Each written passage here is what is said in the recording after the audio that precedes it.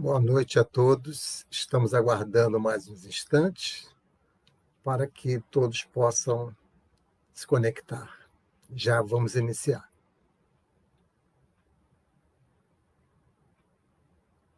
Boa noite a todos. Estamos aguardando mais um instante.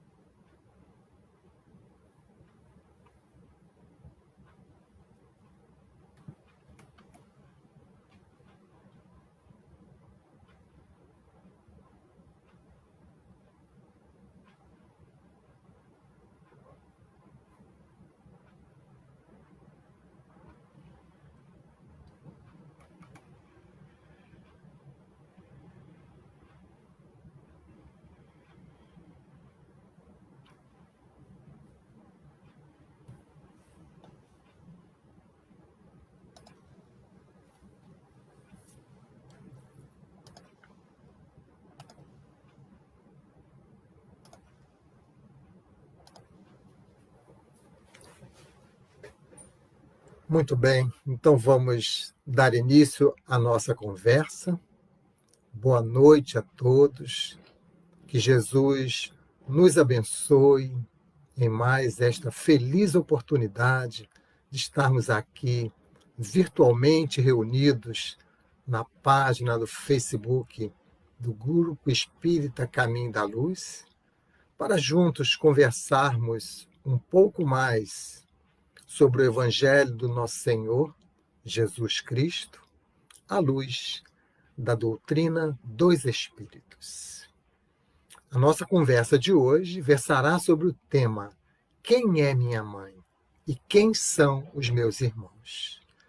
Mas antes de iniciarmos a nossa conversa, vamos nos preparar as nossas mentes e corações, nos ligando à espiritualidade superior, através da leitura de uma página e da nossa prece inicial.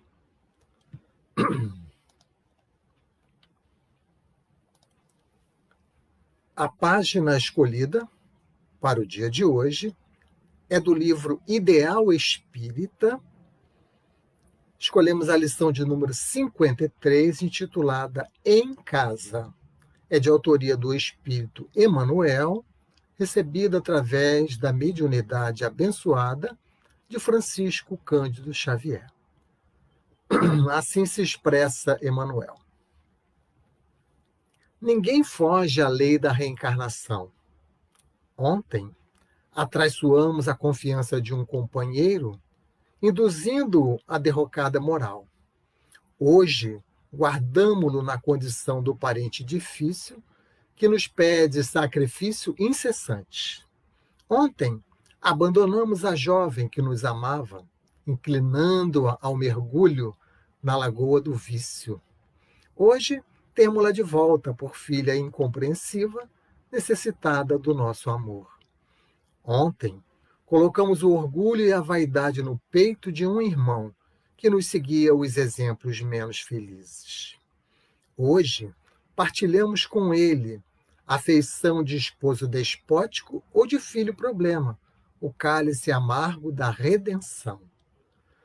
Ontem esquecemos compromissos veneráveis, arrastando alguém ao suicídio. Hoje, reencontramos este mesmo alguém na pessoa de um filhinho, portador de moléstia irreversível, tutelando-lhe, à custa de lágrimas, o trabalho de reajuste. Ontem abandonamos a companheira inexperiente, à míngua de todo auxílio, situando-a nas garras da delinquência. Hoje, achamo-la ao nosso lado, na presença da esposa conturbada e doente, a exigir-nos a permanência no curso infatigável da tolerância.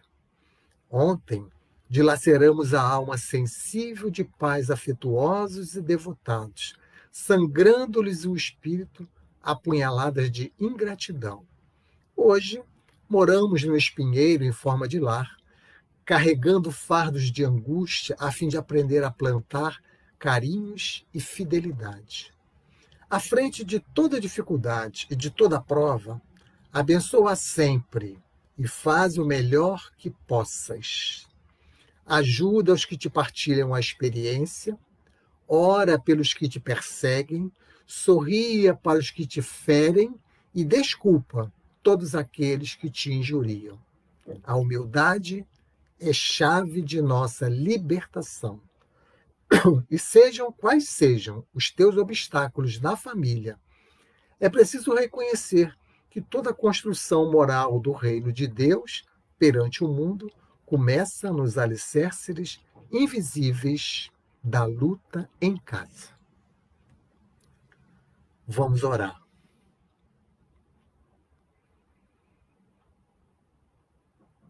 Querido Mestre Jesus, queridos amigos espirituais, mais uma vez aqui nos reunimos em seu nome, para virtualmente estudarmos o seu Evangelho, nos conectando a diversos lares e rogamos nesse momento o amparo e a proteção, de maneira que possamos construir um estudo edificante, um estudo que venha a nos trazer informações adequadas para nos comportarmos, para tomarmos as nossas decisões, para dirigirmos a nossa vontade no dia de hoje.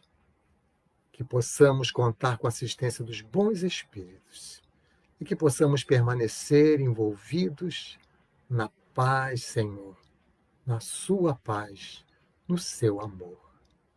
Que assim possa ser, com a graça do bom Deus. Graças a Deus.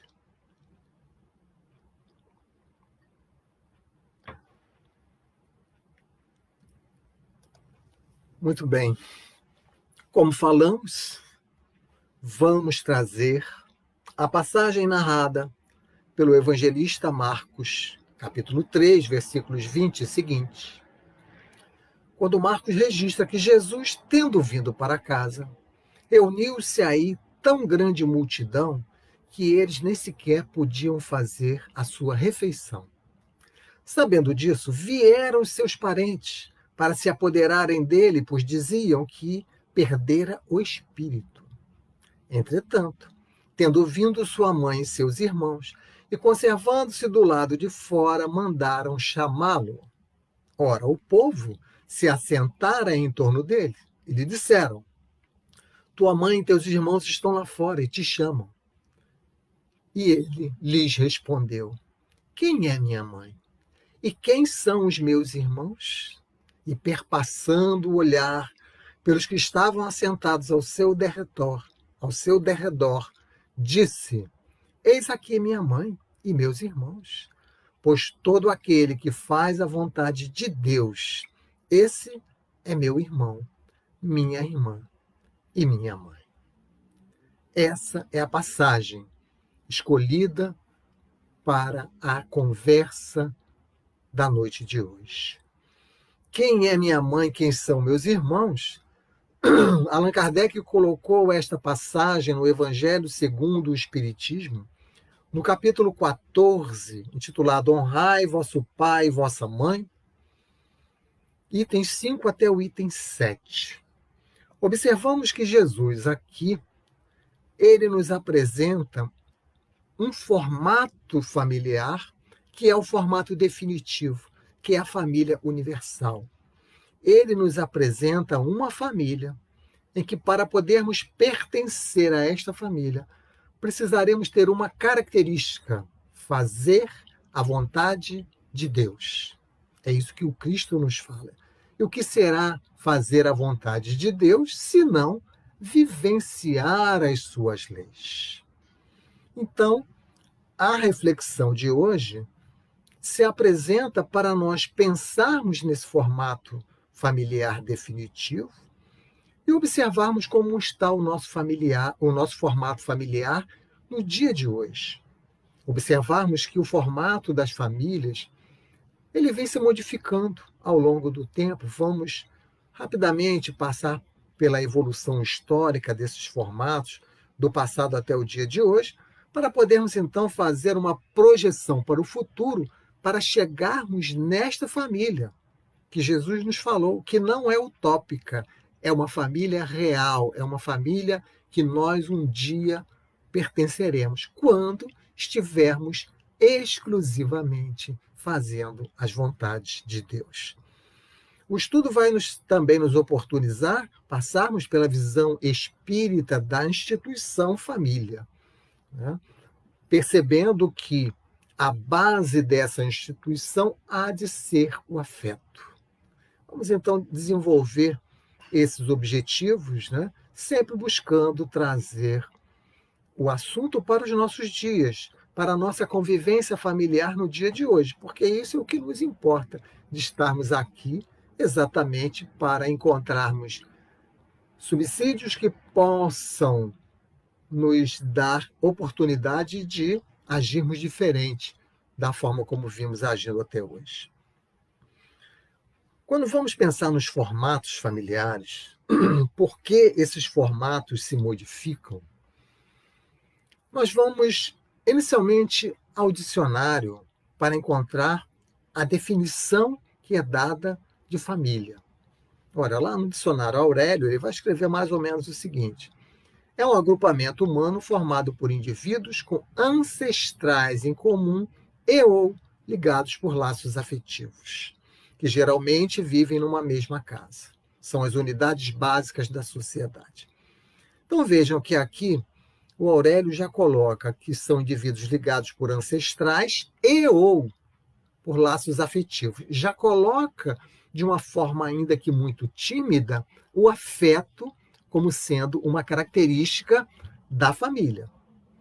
Mas o fato é que nós, olhando para a evolução desse formato, nós vamos ver que a ideia de família ela é muito volátil, ela é muito mutável ao longo do tempo, né? A ideia de família, as suas características, a sua formação. Por quê? Porque ela vem acompanhando a evolução do homem, ela vem acompanhando a evolução das ideias sociais, das descobertas científicas, dos costumes da sociedade. Então, nós não temos hoje uma definição sólida, fixa, para a instituição familiar. Por quê? Porque ela vem se modificando.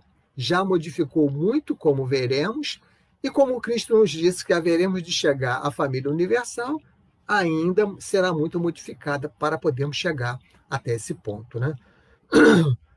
A família, ela vai se modificando por conta do desejo dos homens, né? Por conta também das informações exteriores que a sociedade vai nos passando, a família vai se adaptando. Mas o que já podemos vislumbrar desde agora é que nós chegaremos um dia a esta família universal, quando estivermos fazendo a vontade de Deus. Poderemos aqui até fazer um paralelo entre a lei dos homens e leis de Deus, né? Sabemos que as leis dos homens são mutáveis, são ainda imperfeitas, mas que elas tendem para chegar até a lei de Deus. Da mesma forma, são os formatos familiares. O nosso formato, ele vem se modificando por conta dos desejos dos homens, nem sempre são desejos éticos, vamos dizer assim, mas o homem vai fazendo correção na sua rota para caminhar até esta família que o Cristo nos falou nessa passagem. A formação da família, ela obedece a uma movimentação do homem, uma movimentação de aproximação, para que ele possa trocar saberes, para que ele possa atender às suas necessidades naturais. Os sociólogos vão dizer que a família tem a função reprodutiva, né? Reprodução da espécie, manutenção da prole, vão colocar também a função educacional, mas a doutrina espírita coloca de uma forma muito assertiva, no livro Vida e Sexo, Emmanuel, no capítulo de número 2, vai dizer que de todas as associações existentes na Terra, nenhuma mais importante em função educativa e regenerativa, em sua função educativa e regenerativa, a constituição da família. Ou seja, Emmanuel está colocando que a função da família, o objetivo de nós nos reunirmos em família é o objetivo educativo e regenerativo. E diríamos até que um é consequência do outro, porque quando nós nos educamos, naturalmente nós nos regeneramos. Então, quando nós vamos passar o olhar na evolução histórica do formato familiar até os nossos dias, nós vamos perceber que as uniões no passado não se davam pela afeição, mas sim eram escolhas dos patriarcas com o objetivo de manter poder, de manter patrimônio. A tal ponto que os noivos sequer se conheciam. Muitas vezes iam se conhecer dias antes do casamento. O objetivo era se casar de uma forma obrigatória para honrar o bom nome da família, para fortalecer o poderio econômico. O divórcio, a separação, nem pensar. Isso não era possível. A felicidade dos noivos ou a liberdade dos noivos era um ideal secundário. Então vejam como era no passado. O que era fundamental nessas uniões era o nome, era o sangue, era a honra, era a subordinação. Então existia uma verdadeira anemia intelectual e os antepassados iam passando esses conceitos para frente. E assim foi estabelecido aquele que foi o primeiro núcleo familiar, o núcleo familiar antigo, desde o Império Romano, centrado na autoridade paterna, se organizando através das seguintes funções. A mulher casada é mãe, e ponto. O homem é que vai gerir os bens, inclusive vai gerir a mulher e os filhos. Assim era o núcleo familiar antigo que veio lá desde o Império Romano. E se formos olhar atentamente para a nossa sociedade atual, vamos observar que ainda temos resquícios desse núcleo familiar antigo, né? Quando, por exemplo, olhamos para a cerimônia do casamento religioso tradicional, como é essa cerimônia, né? A noiva, ela nunca entra sozinha no templo. Ela é levada pelo pai e é entregue ao futuro esposo, sem intermediários, significando literalmente uma transferência da autoridade de um para outro. É claro que nos dias de hoje, esse sentido ele não existe, mas poderemos enxergar ainda o resquício desse núcleo familiar antigo nessa própria cerimônia, né? Quando olhamos com um olhar crítico sobre ela. Então, esse núcleo familiar, as escolhas eram todas subordinadas ao patriarca e não podia ter discordância. As discordâncias deveriam ser caladas. A comunicação dentro desse núcleo familiar antigo, vamos dizer assim, era um círculo muito fechado. apenas com uma porta para se comunicar com o exterior, que era a autoridade paterna. Tudo entrava ou saía através desta única porta, que era a autoridade paterna. Muitas vezes sustentada pela autoridade religiosa e principalmente sustentada pela tradição. Então vejam que nesse núcleo familiar praticamente não havia ensino, era para poucos. Quando havia era dentro de casa, o trabalho era exercido também dentro de casa, né? E essa mentalidade nós podemos ainda verificar nos dias de hoje. Infelizmente, ainda temos essa mentalidade patriarcal. Por exemplo, o que são os feminicídios em grande índice, que nós quase todos os dias vemos na nossa mídia, se não a projeção dessa mentalidade patriarcal, né? Onde o homem se sente dono da mulher e se sente no direito de eliminá-la caso ela não queira mais ficar com ele. Então, isto nada mais é do que uma projeção da mentalidade patriarcal que vem desse núcleo familiar. É claro que esse núcleo já foi superado, mas há resquícios desse núcleo, é isso que queríamos destacar. Ora, esse núcleo familiar evoluiu, né? Os sociólogos vão dizer que lá pelo final do século XVIII passamos a ter então um núcleo familiar moderno, onde abriram-se outras portas de comunicação nesse círculo para as informações entrarem e saírem.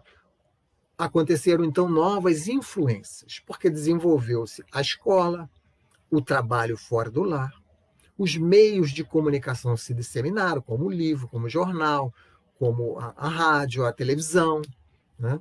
Então, a partir de então, as pessoas passaram a sofrer mais influência do exterior, passaram a ansiar por mais liberdade, passaram a enfrentar as tensões nos relacionamentos para contestar os valores. E a autoridade paterna, ela foi então lentamente diminuindo. A autoridade materna ela foi aumentando e houve um conflito entre essas autoridades. Estamos vendo aqui muito rapidamente como que os formatos familiares estão sendo alterados, ou foram alterados ao longo do tempo, em função do amadurecimento do homem. A partir dos anos 1970, então, entramos num terceiro formato, que é a chamada família pós-moderna. E agora, o que vai acontecer, como muitas vezes acontece, né? O homem sai do 8 para o 80, ou seja, ele não tinha liberdade nenhuma e agora ele quer liberdade total. Então, esta família pós-moderna, ela passa a ter algumas características. Primeira característica, o consumismo, o ideal de consumo. Segunda, o hedonismo, a cultura do prazer a qualquer preço, o individualismo, a competição. Aí o homem põe para fora todas as suas características de espírito imperfeito, de escravo da matéria. Então, ele que estava ali contido, ele acaba se libertando de uma forma desequilibrada, né? E este núcleo familiar passa a ter ainda mais aberturas. Esse círculo familiar passa a ter mais aberturas, porque agora vai surgir, principalmente, a informática, que vai nos possibilitar estar fisicamente dentro de casa, mas mentalmente fora de casa, né? Então, o núcleo familiar ele vai se esvaziando nesta família pós-moderna, porque os adultos querem alongar a sua juventude, querem ter prazer a qualquer preço, sem nenhum tipo de desencanto, felicidade 24 horas por dia. Por isso, eles vão relaxando nos cuidados que deveriam ter para com os filhos, vão querendo dar autonomia para os filhos ou liberdade para os filhos antes da hora, e aí a família passa a se desestruturar. Mas é uma tentativa do homem de mudar, de avançar no formato familiar, né? Quando vamos ao Livro dos Espíritos, na questão de número 775, Allan Kardec pergunta assim: qual seria para a sociedade o resultado do relaxamento dos laços de família? Porque é exatamente isso que aconteceu a partir desta concepção de família pós-moderna, caracterizada pelo consumismo, pelo prazer, pelo individualismo, pela competição. Houve um relaxamento dos laços de família.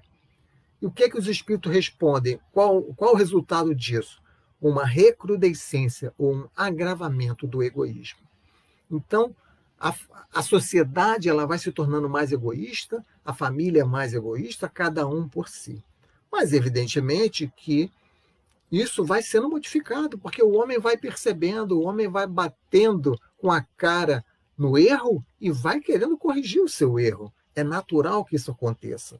Ele saiu de um modelo patriarcal, foi abandonado, e passa a caminhar para um modelo mais igualitário.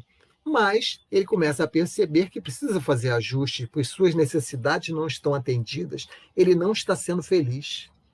Então, ele aí começa a perceber, de uma forma tímida ainda, mas já começa a perceber que é preciso colocar o afeto nas relações familiares. É preciso que as pessoas se unam pela afetividade, pelo sentimento, que utilizem sim o seu livre-arbítrio, mas que façam escolhas tendo por base a afetividade. No ano de 1977 surge o divórcio, então novos arranjos familiares vão sendo possibilitados, porque agora é possível terminar um casamento e encontrar um segundo, um terceiro casamento, né? Então vejam que esse conceito de família ele é muito volátil, ele está em constante alteração, porque conforme o homem vai evoluindo a constituição da família. Essa é a conclusão que nós chegamos.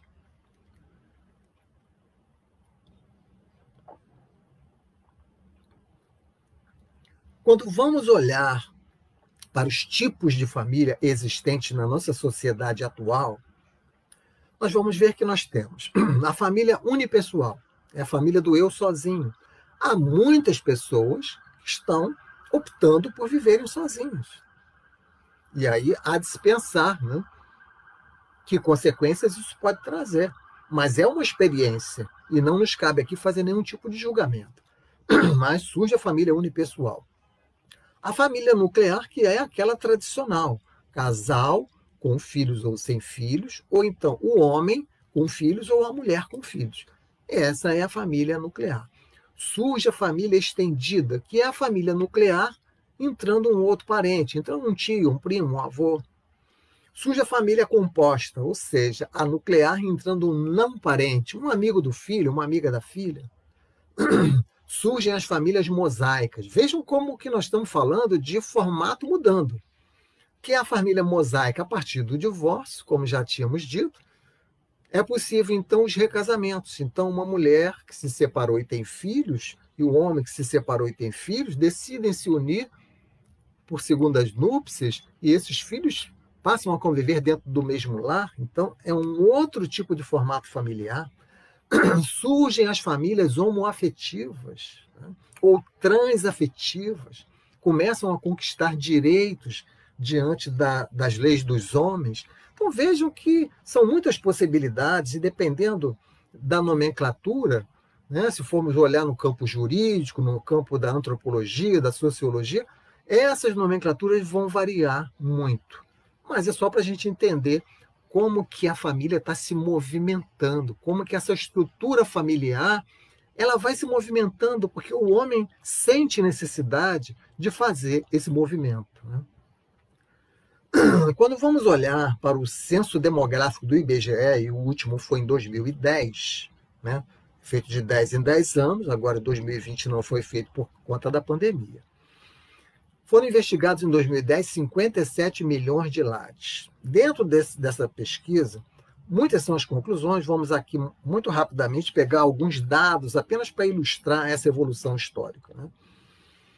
Um dado interessante, a formação clássica, aquela família nuclear que falamos, casal com filho, ela deixou de ser maioria no Brasil. Passou a ser 49,9%. Ou seja, 50,1% dos domicílios são outros tipos de família, outros arranjos familiares. Para vocês terem uma ideia, em 1980, esta família clássica representava 75%. Então caiu de 75% para praticamente 50%, né? De 80 para 2020, em 40 anos. O crescimento enorme dos lares mosaicos, como já falamos, por conta do aumento dos divórcios. As famílias unipessoais representam, em 2010, 12% dos lares. 7 milhões de lares dos 57 milhões pesquisados são formados por famílias unipessoais.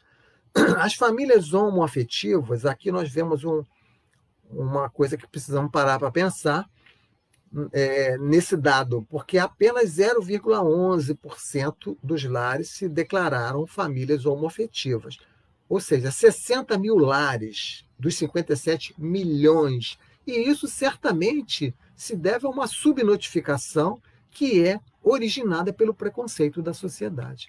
Então, as pessoas preferem não declarar a sua forma de viver por conta dos preconceitos, né? E agora nós precisamos olhar bem para isso, porque nós estamos aqui na condição de cristãos espíritas. E nós não podemos compactuar com nenhum tipo de preconceito, né? Por tudo que podemos estudar na doutrina espírita, nós vamos ver que tanto o Cristo quanto o Espiritismo são defensores da diversidade, né? E aceitam completamente esse novo arranjo familiar. Não vamos aqui nos aprofundar, porque o tempo não vai permitir, mas na própria doutrina espírita nós vamos encontrar subsídios para mostrar que esse preconceito de nossa parte precisa ser trabalhado, porque ele é um equívoco, é uma incoerência da nossa parte nos dizermos cristãos espíritas e mantermos qualquer tipo de preconceito, inclusive esse que estamos citando, mas todos os outros. Outra informação, nos anos 1970, a média de filhos por mulher era de 5 filhos. Atualmente, ou em 2010, né, 1,8 filhos. Então vejam que a mulher sai para o mercado de trabalho, reduz o número de filhos. Então tudo isso são ajustes, porque a mulher tem anseio de também se realizar, de buscar a sua satisfação pessoal, o que é perfeitamente lícito. Então, só para a gente que fique bem marcado, que são os anseios dos homens no seu processo evolutivo que vão fazendo com que o formato familiar vá se modificando. Então, esse formato ele vem se modificando, diríamos, no dia de hoje, em que o homem, a humanidade, né, o homem já percebe que a família, o lar, é um local de refúgio, é um local de proteção, é um local de afeto, é um local de fraternidade. Então ele começa a trabalhar para ter essa qualificação no seu lar, né? Para conciliar a solidariedade com a liberdade, né? Para valorizar a autoridade moral, para valorizar o comportamento ético, o comportamento moralizado. Então a família está evoluindo. E certamente nós podemos, com base nessa movimentação, projetarmos que um dia, é claro que esse dia ainda está muito longe, por conta do nosso nível evolutivo atual, ainda somos espíritos de terceira ordem, espíritos imperfeitos, precisamos evoluir para a segunda ordem, para chegarmos em espírito puro. Quando chegarmos na condição de espírito puro, nós estaremos participando dessa família que o Cristo falou. Quem é minha mãe, quem são meus irmãos? Todos são minha mãe e meus irmãos, desde que estejam fazendo a vontade de Deus. Então, nessa viagem dos formatos familiares do passado para os dias de hoje, nós podemos fazer uma projeção de que a família formatada pelo Cristo não é utópica, é uma família real, mas que depende de nós conquistarmos as condições para estarmos participando dessa família. A família, ela começa, né, como sabemos, através de uma união, né, entre dois seres. Vejam como que Kardec coloca a pergunta 695 do Livro dos Espíritos. Será contrário à lei da natureza o casamento, isto é, a união permanente de dois seres? Não está falando aqui de uma cerimônia, está falando de uma união permanente pela livre vontade entre dois seres. É o que está escrito aqui para a gente pensar. E os Espíritos respondem, é um progresso na marcha da humanidade. Então, de fato, as pessoas, pelos laços da afetividade, devem se unir para construírem uma vida em comum, para terem aquele refúgio, aquela proteção de que falamos ainda há pouco. Mas a questão é de que, como nós somos ainda espíritos arraigados à matéria, na hora de fazermos a escolha sobre com quem nós vamos nos unir, se nós não tomarmos os parâmetros adequados, nós vamos ter dificuldades. E é isso que acontece. Joana de Ângelo vem chamar a nossa atenção no livro Celeiro de Bênçãos, através da psicografia de Divaldo Franco, no capítulo intitulado Problemas no Matrimônio. E ela vai dizer assim, vamos uma leitura de um trechinho entrecortado, né? Ela vai dizer que somente reduzido o número de pessoas se prepara convenientemente para o casamento. E a ausência desse cuidado ocasiona muitas vezes desastres de consequências lamentáveis, porque são estimulados por paixões de variada ordem, desde a atribulação sexual ao jogo dos interesses monetários, deixam-se colher por afligentes desvarios. Ou seja, quando nós escolhemos o parceiro ou a parceira para nos consorciarmos, se estamos olhando para as questões da matéria, muito provavelmente vamos ter dificuldades. Quando passamos a olhar para as questões do espírito, quando passamos a olhar para aquele ser humano como sendo um espírito que tem suas qualidades, que tem suas imperfeições, quando passamos a buscar afinidade, aí sim nós aumentamos a possibilidade de termos uma união mais feliz. Quando visamos, como ela fala aqui, quando somos levados pelas questões do sexo, pelas questões da carne, pelas questões monetárias, pelas questões sociais, pelas questões da beleza e etc., por tudo que é matéria, e a matéria, como sabemos, ela é passageira, ela é destrutível, né? Somente o espírito é indestrutível. Então, quando tomamos por base a matéria, nós depois temos decepções. Então, principalmente a nossa juventude espírita, mocidade espírita, infância espírita, precisa conhecer essas informações, para que elas, quando chegar o momento de fazer as suas escolhas, elas tenham parâmetros adequados para estarem com uma possibilidade maior de acertar na sua escolha. A doutrina espírita nos dá uma visão de família, como a própria página já nos falou, né? Quando nós nos reunimos em família para os ajustes, né? Lá no Evangelho segundo o Espiritismo, no capítulo 5, no capítulo 14, no item 8, parentela corporal e espiritual, os espíritos vão dizer que encarnam numa família parentes próximos, espíritos simpáticos, ligados por relações anteriores, mas que também pode acontecer serem completamente estranhos uns aos outros, ligados por antipatias anteriores, por um mútuo antagonismo. E somos colocados em uma família para podermos nos ajustar. Daí Jesus ter dito, reconcilia-te depressa com teu adversário enquanto estás a caminho com ele. Então, lá no Evangelho, agora sim no capítulo 5, no item 11, os espíritos vão dizer, frequentemente o espírito renasce no mesmo meio em que já viveu, estabelecendo novas relações com as mesmas pessoas, a fim de reparar o mal que lhes haja feito. Então, isso explica as antipatias dentro de uma família. Então, quando a gente começa a entender isso, o nosso comportamento tende a se modificar, né? Se tem uma dificuldade com alguém da minha família que nesta vida não me fez nada, mas temos uma antipatia, essa antipatia vem de outras relações. Nós precisamos compreender isso e trabalhar cada vez mais esta reparação, esta reconciliação. Então, quando olhamos para o núcleo familiar com este olhar, nós aumentamos a possibilidade de atingirmos os objetivos, né? Passamos a usar de mais tolerância, né? Por isso que lá a nossa página dizia que a humildade é a chave para nós nos libertarmos, né? Emmanuel também vai trazer essas características, né? Dizendo que a família terrestre ela é formada por afetos e desafetos, amigos e inimigos, para ajustes e reajustes ante as leis do destino. Então, temos sob as nossas telhas afetos e desafetos.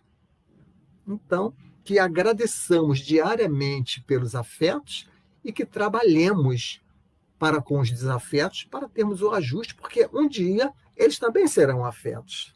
né? Emmanuel, aliás, vai dizer isso lá no livro Caminho, Verdade e Vida. Há uma página dele que se intitula Família Corporal e Espiritual, ou Parentela Espiritual e Corporal. Ele vai diferenciar a parentela da família. E ele vai dizer, a família não seria a parentela, mas a parentela converter-se-ia mais tarde nas santas expressões da família. Parentela, ele coloca os desafetos, e família, os afetos. E um dia todos estarão nessa família.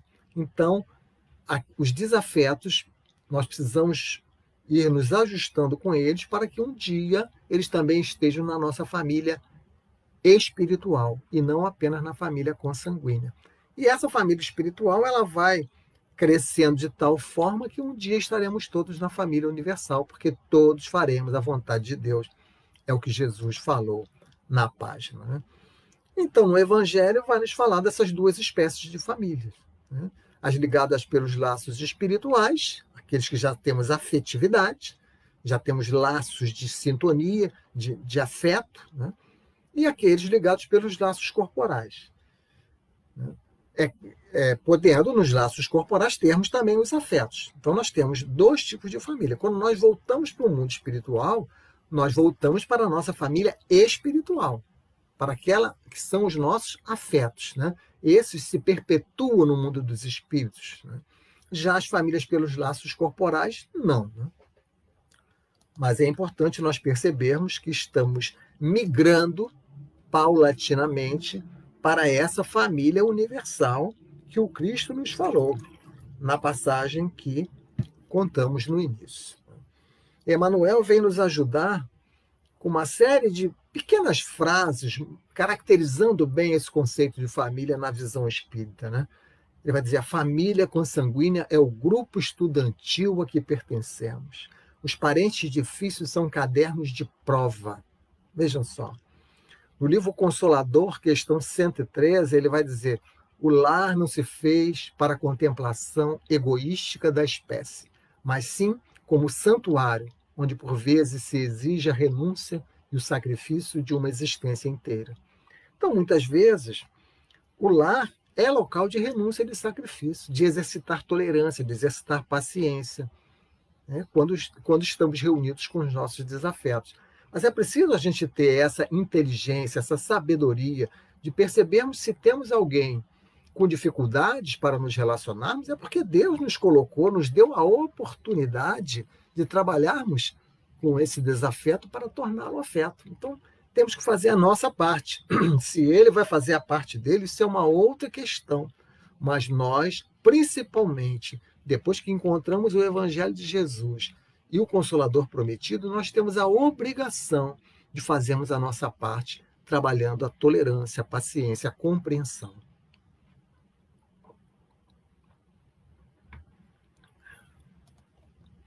Então, fazendo uma conclusão do nosso raciocínio, a família ela está em constante crise, em constante crescimento. Dentro do lar, tem o bem e tem o mal convivendo, né? Tem o afeto e o desafeto convivendo.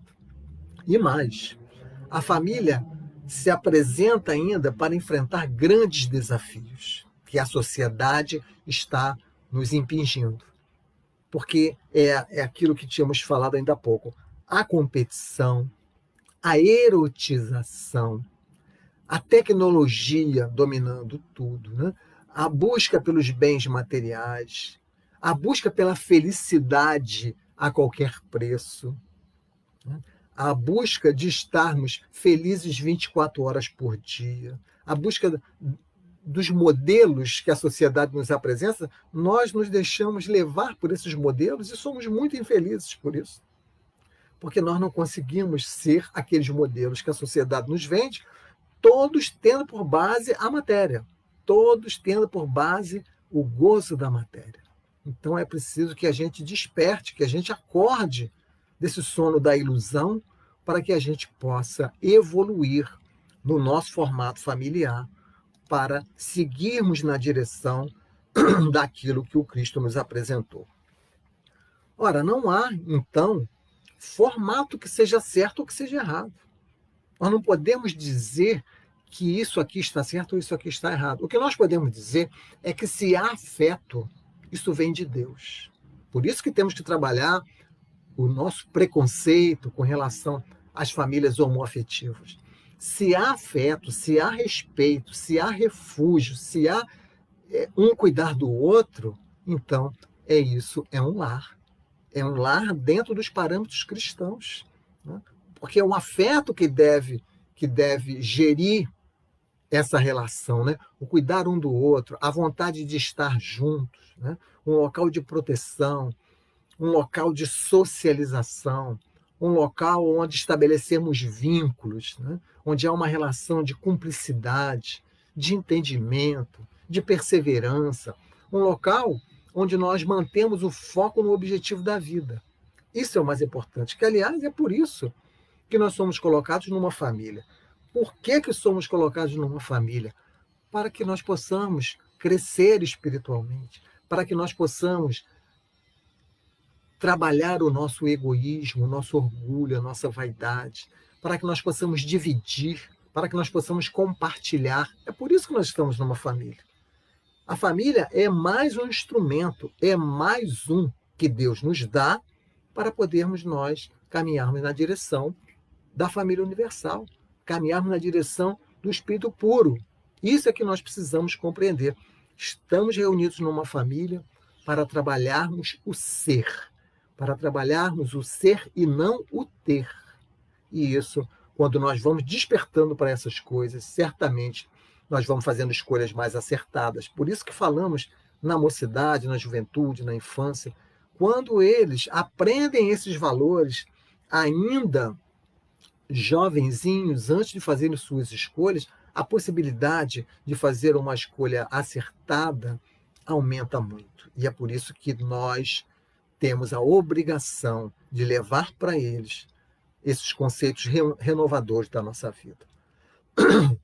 Portanto, já nos encaminhando para a conclusão, a base da família, o homem começa a perceber isso, é a afetividade.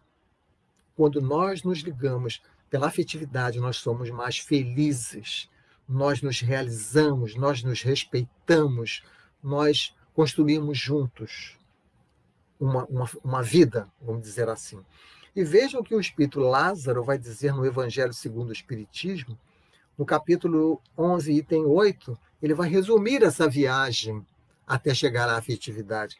Porque ele vai dizer assim: em sua origem, o homem só tem instintos. Quando mais avançado e corrompido, só tem sensações. Quando instruído e depurado, tem sentimentos. Então vejam que o formato familiar ele vai se modificando. Quando tínhamos instintos, tinha um certo formato familiar. Quando passamos a ter sensações, porque nós nos corrompemos, nós passamos a ter um outro formato familiar. Quando nós formos nos instruindo, depurando e trabalhando sentimentos, o formato familiar se modificará. E tudo apontando para a família universal, preconizada pelo Cristo na passagem que narrou. Então, nós vamos aprendendo a amar. Pouco a pouco, o homem vai desenvolvendo os sentimentos, ele vai saindo dos instintos, das sensações, vai fazendo suas descobertas e vai percebendo que a afetividade é que vai lhe fazer feliz. E o que é a afetividade se não fazer a vontade de Deus? Né? O amor nada mais é do que a vontade de Deus. Então, por isso, nós precisamos compreender as dificuldades que estamos enfrentando nos dias de hoje, né? Se temos dificuldade na família, e certamente a maioria esmagadora dos lares no nosso planeta de provas e expiações tem dificuldade na família. Então nós temos que compreender. Isso é um aprendizado. Isso é exatamente o que nós estamos precisando, é o que nós estamos merecendo. Então não temos que parar de reclamar e passar a agradecer e trabalhar a oportunidade de estarmos vivenciando essas dificuldades. Allan Kardec coloca no livro A Gênese capítulo 18, os tempos são chegados, sinais dos tempos, no item 6, ele faz um raciocínio muito interessante para concluir essa questão da afetividade. Porque ele vai dizer assim, que o homem conquistou incontestáveis progressos com a sua inteligência. Ele conquistou bem-estar material. Isso é perfeito. Né? O homem desenvolveu a inteligência, melhorou o conforto, melhorou os meios de transporte, os meios de comunicação e por aí vai. A tecnologia. Muito bem. Mas aí Kardec continua. Resta-lhes ainda um imenso progresso a realizar, o de fazerem que entre si reine a caridade e a fraternidade, a solidariedade, que lhes assegure o bem-estar moral. Então, é para cá que o homem agora está direcionando o seu arranjo familiar, para lhe proporcionar bem-estar moral. E veja o que Kardec vai dizer. Não poderiam consegui-lo nem com as suas crenças, nem com as suas instituições antiquadas. O que é a família, senão uma instituição que vai ficando antiquada e nós vamos nos readaptando a um novo formato, a uma nova estrutura. Né? Aquilo que foi bom para uma época já não é bom para hoje. E agora está acontecendo algo bastante interessante, né? Porque a pandemia ela está nos obrigando a demonstrar o nosso afeto de uma forma diferente. Né? Demonstramos o nosso afeto através do afastamento daqueles a quem amamos, porque poderemos ser o portador do vírus. Né? Então, ao invés de nós demonstrarmos o afeto através de beijos e abraços, como é natural, nós agora estamos demonstrando o afeto através do afastamento, através do enfrentamento desse medo da desencarnação, de fazermos reflexões sobre a desencarnação. Tudo isso, quando tem por base o afeto, nós conseguimos nos entender perfeitamente. Kardec vai mais à frente acrescentar assim: os homens só viverão felizes sobre a terra no momento em que esses dois sentimentos, solidariedade e fraternidade, entrarem em seus corações, em seus costumes. Então vejam que Jesus nos fala de uma família universal, onde deve reinar a vontade de Deus. O que é a vontade de Deus, se não a solidariedade e a fraternidade? Né? Numa instituição familiar, onde reina o amor, onde reina a solidariedade, onde reina a fraternidade, não há imposição, não há repressão, há diálogo, não há exigências descabidas. Então, é importante que a gente entenda, e essa é a grande dificuldade das nossas vivências familiares, porque nós ficamos sempre olhando para o outro. Nós ficamos sempre achando que o outro não fez isso, que o outro não fez aquilo, que o outro não fez isso. Ora, e nós não podemos controlar o outro, meus amigos. Nós não podemos, o outro é um espírito diferente, é um outro espírito que tem livre-arbítrio. Então, nós temos que voltar o nosso olhar para nós. Não é que nós vamos exigir do outro solidariedade e fraternidade, que nós não temos condições de fazer isso.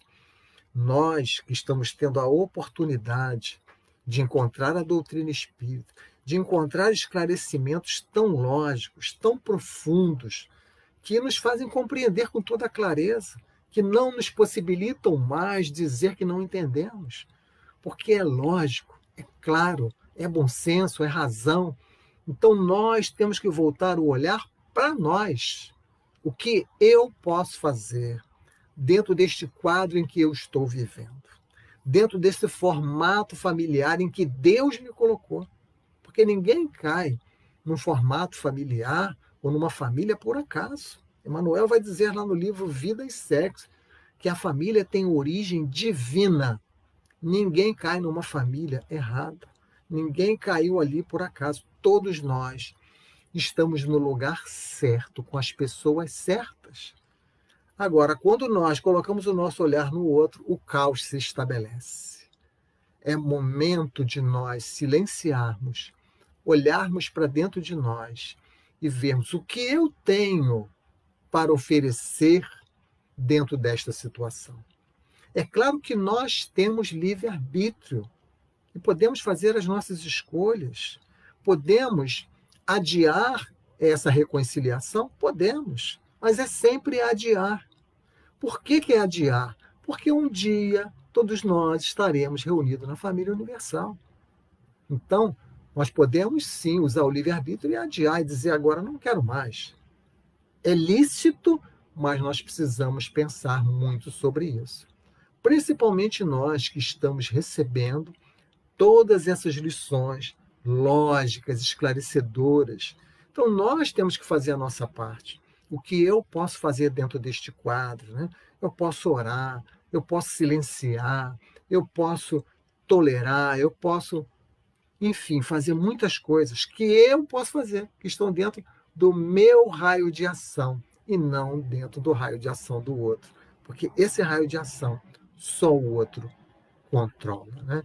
Então, solidariedade e fraternidade, poderíamos dizer que o somatório desses dois termos tem como resultado fazer a vontade de Deus. O dia que nós estivermos em plenitude, vivenciando a solidariedade, vivenciando a fraternidade, nós estaremos fazendo a vontade de Deus.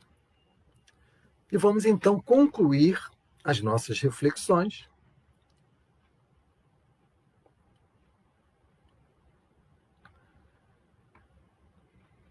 fazendo a leitura de um belo poema do espírito Casimiro Cunha, que tem toda a nossa temática dentro das suas 14 estrofes, recebida através da mediunidade de Francisco Cândido Xavier.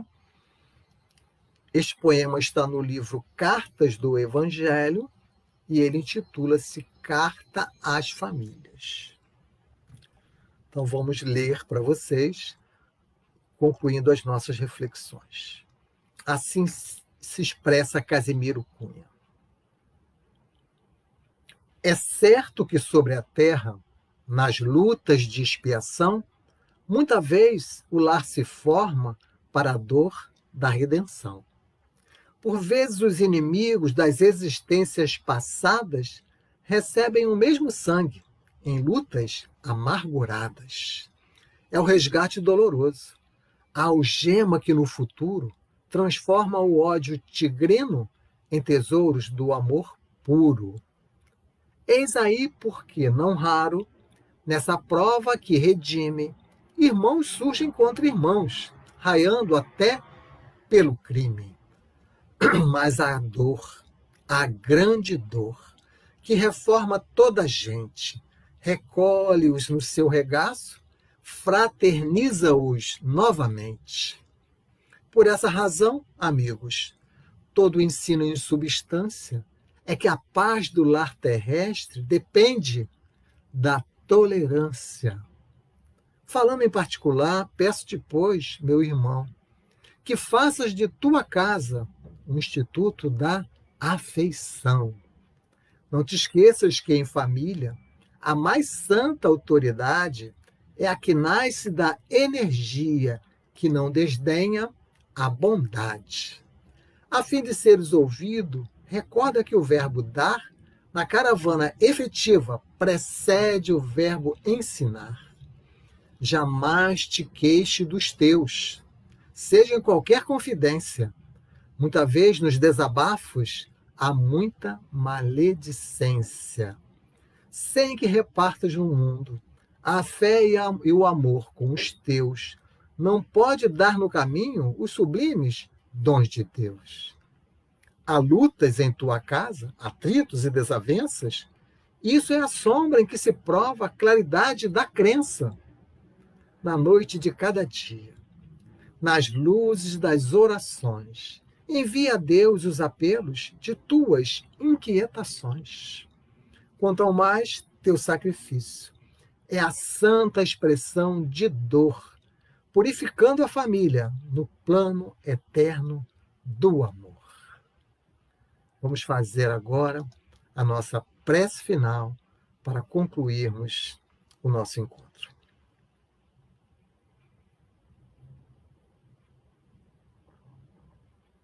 Obrigado, Jesus.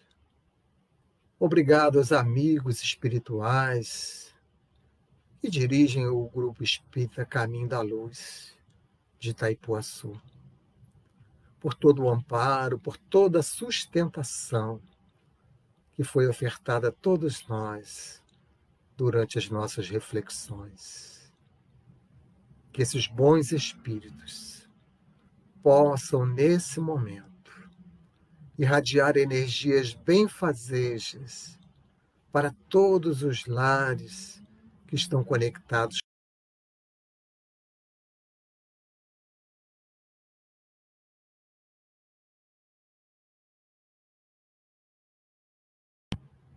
Pacificando os corações, na certeza de que somos seres fadados para a felicidade e que todas as dificuldades serão superadas.